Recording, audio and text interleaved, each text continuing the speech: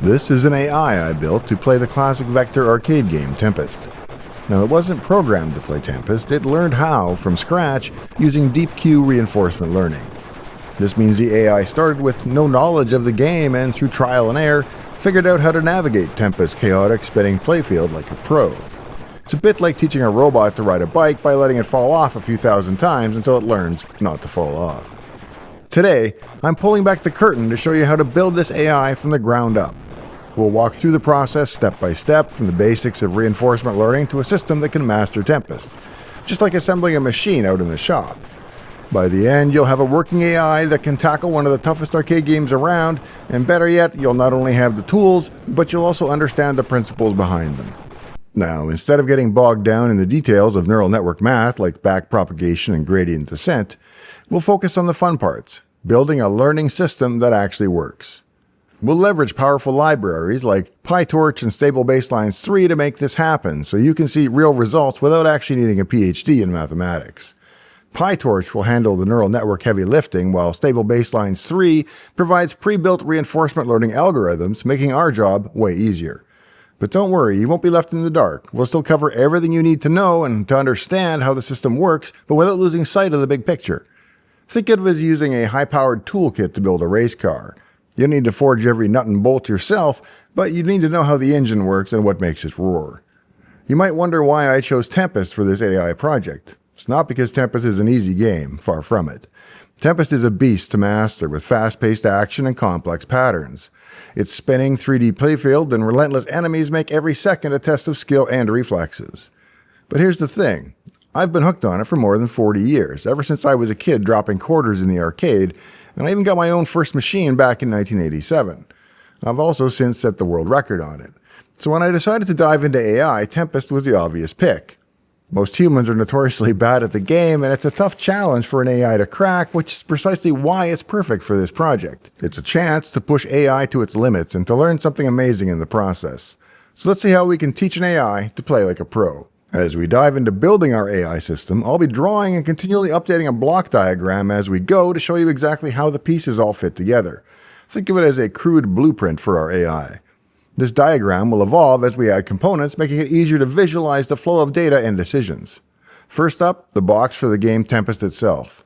But what will we actually use for Tempest itself? Well, this isn't some code bullet video where I write a simple version of a trivial game and then a simple AI to master it. Now don't get me wrong, Code Bullet is great. He's entertaining and fascinating to watch. In fact, here's a 3-second sample.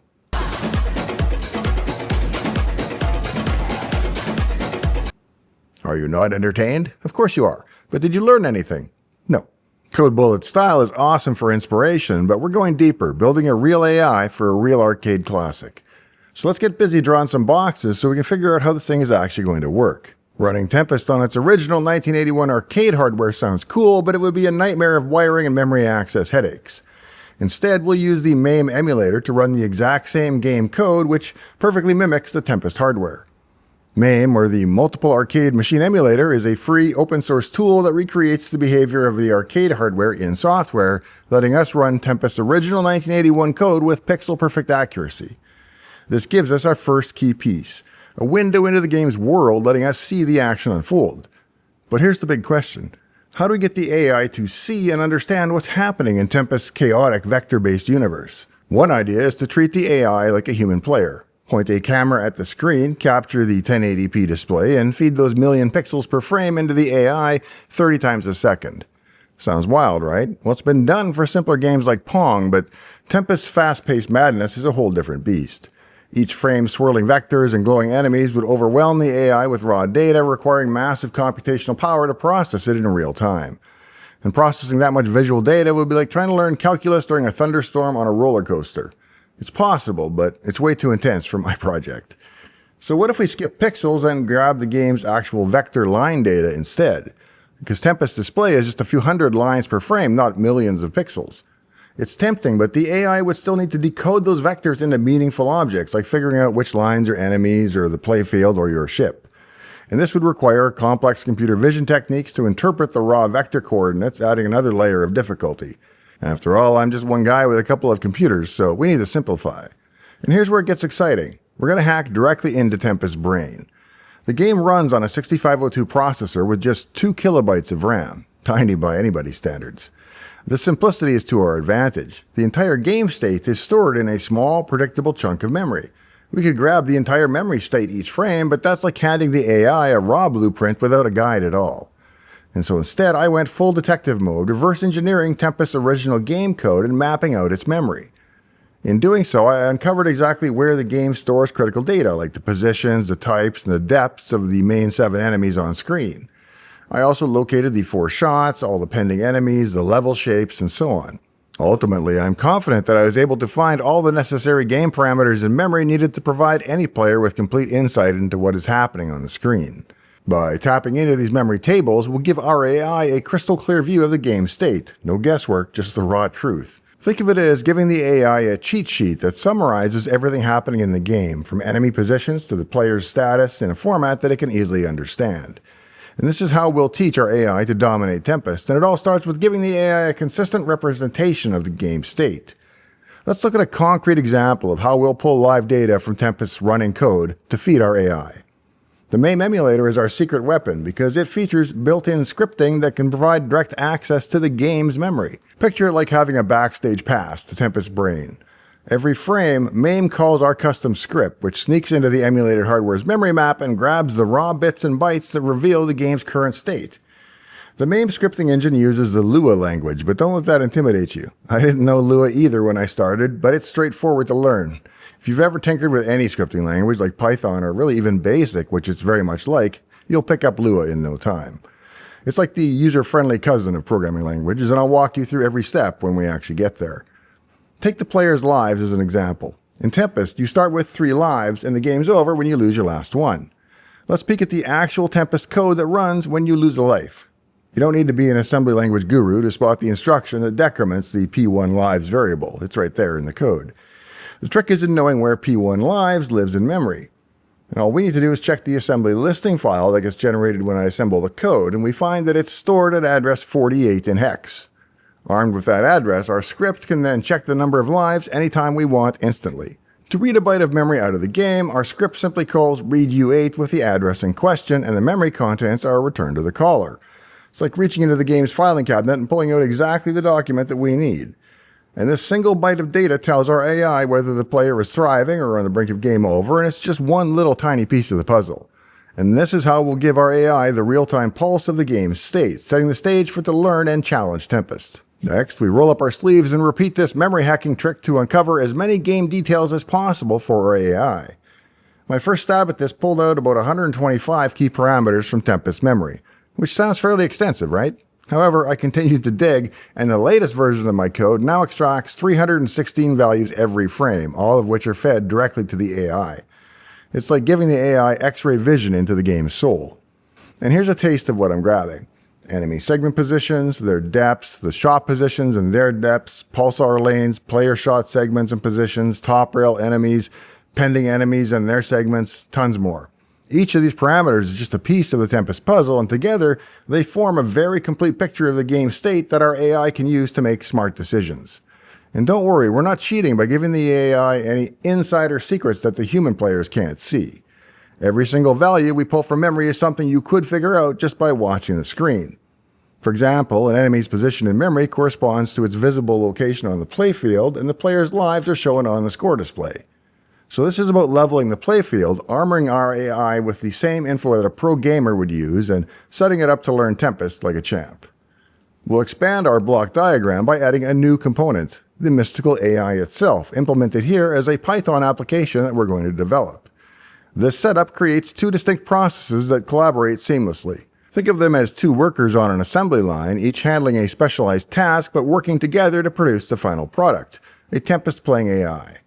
On the left, we have the MAME emulator running a Lua script to extract the game's parameters. On the right, our Python application hosts the neural network, forming the AI's core. The Lua script acts like a scout, gathering intelligence from the game, while the Python app is the brains, making the decisions based on that intel. Information flows between these processes each and every Tempest game frame. The Lua script collects game parameters, like enemy positions, player status, and all that stuff, and the shot trajectories, and everything, and it sends it to the Python AI application. The AI processes those inputs and feeds them into its neural network and generates the optimal player action for the moment, such as moving the player's ship or firing a shot. This decision is sent back across the socket to the Lua script where the control inputs are later applied. And this back and forth happens 60 times a second, ensuring the AI responds to the game's fast-paced action in real time. For now, understand that this exchange, parameters out, control inputs in, happens every frame. Initially, I set up communication between the Lua script running in MAME and the Python AI application using pipes.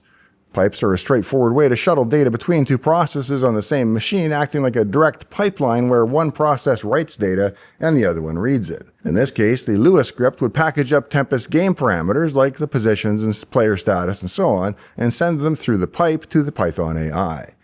The AI would process these, decide on the best action, like move left or fire, and then send that control input back through the pipe. It was simple and worked well for a single MAME instance talking to a single AI instance. However, as I dug deeper into training the AI, I realized I had a major limitation. To train the deep Q reinforcement learning model effectively, I needed to expose it to a ton of gameplay data. Running just one MAME instance was way too slow. It would take ages to generate enough game states for the AI to learn Tempest's complex patterns. So the solution was to run multiple MAME instances simultaneously, each feeding game data to the single AI. This would let the AI learn from dozens of games at once, speeding up the training dramatically. But pipes weren't really built for that. They're designed more for one-to-one communication on the same machine, and managing dozens of pipes for multiple MAME instances would be a bit of a nightmare. So this led me to switch to sockets for communication.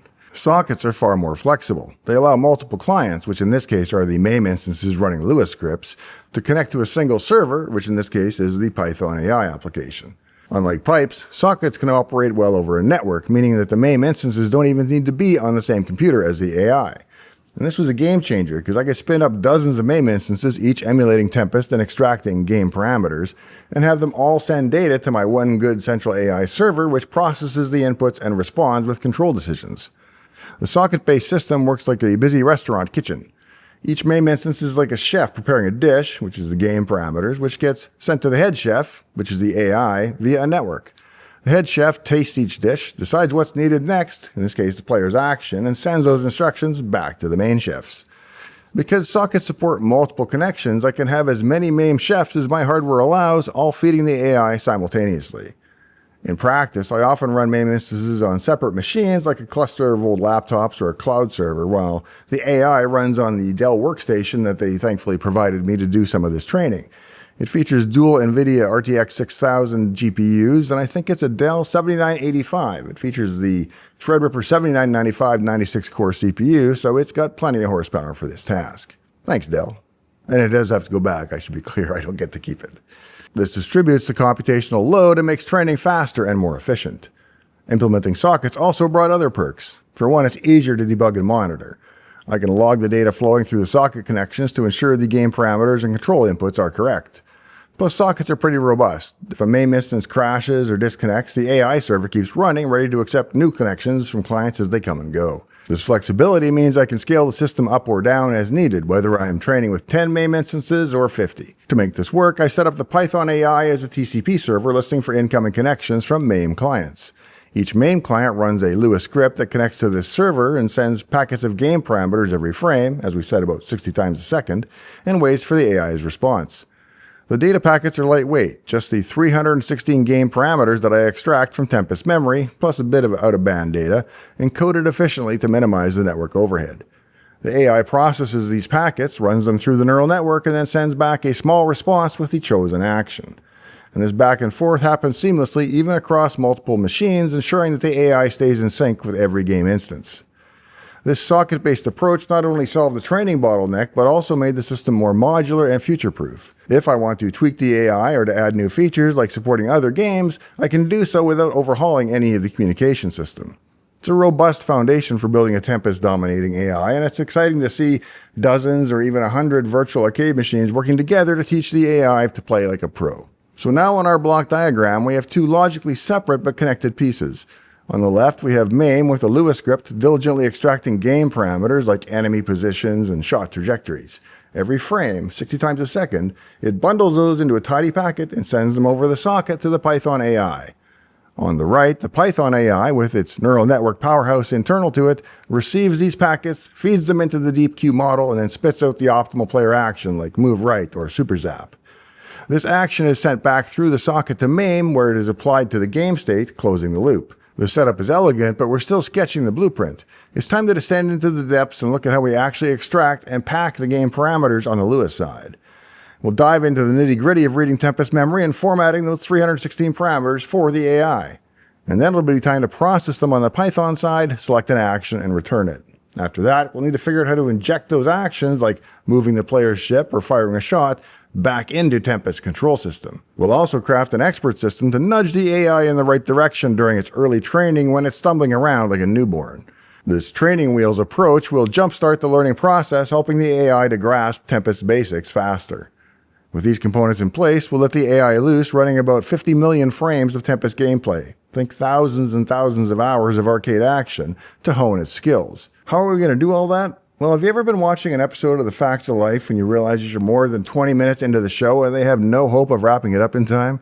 Well, it's a little bit like that because I'm out of time here as well.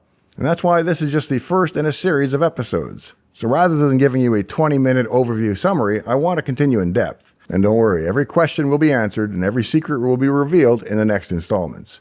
Join me here next time in the shop when we'll roll up our sleeves and fire up ChatGPT to crank out some slick Lua and Python code.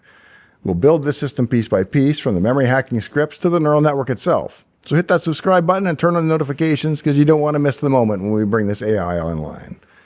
Thanks for joining me out here in the shop today. In the meantime and in between time, hope to see you next time, right here in Dave's Garage. Do it, Glenn! Do it! Do it!